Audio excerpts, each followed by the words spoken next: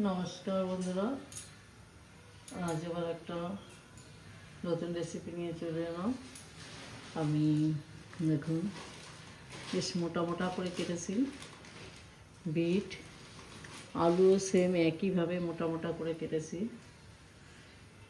এই দুটো দিয়ে আমি একটা রেসিপি করব।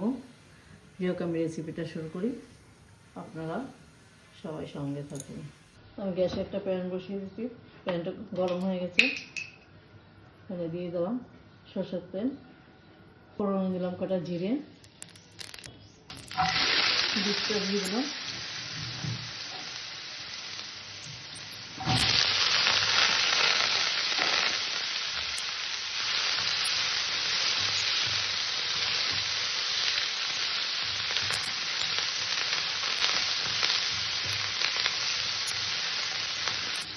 স্বাদ অনুযায়ী লবণ দিলাম,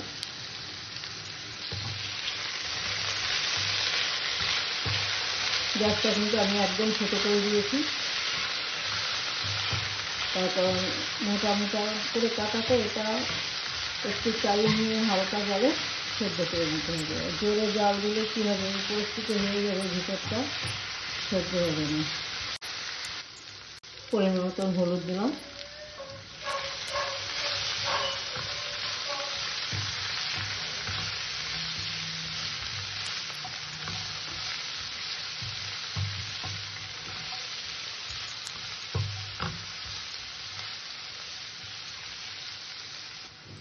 একটু ঢাকা দিয়ে দেবো।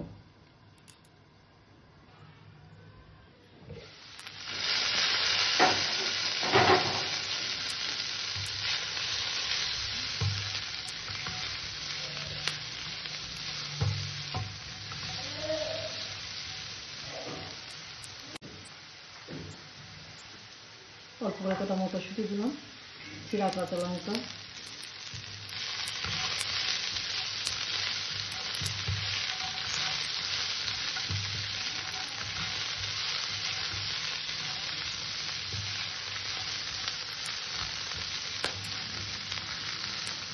আবার একটু ঢাকা দিয়ে দেবো।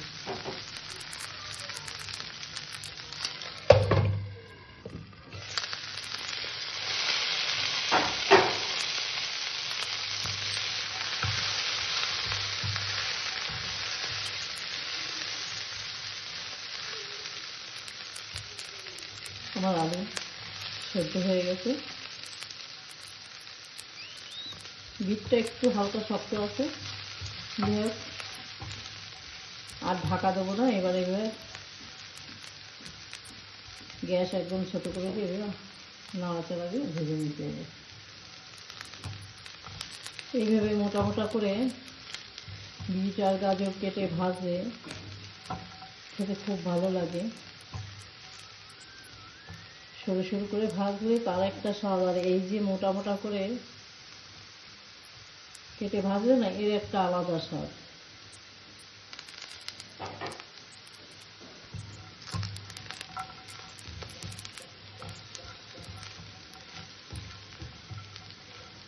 আমার ভাজাটা হয়ে গেছে, আমি ভাজাটা নামিয়ে নেব। নামানোর আগে হালকা একটু ধনেপাতা কুচি দিলাম,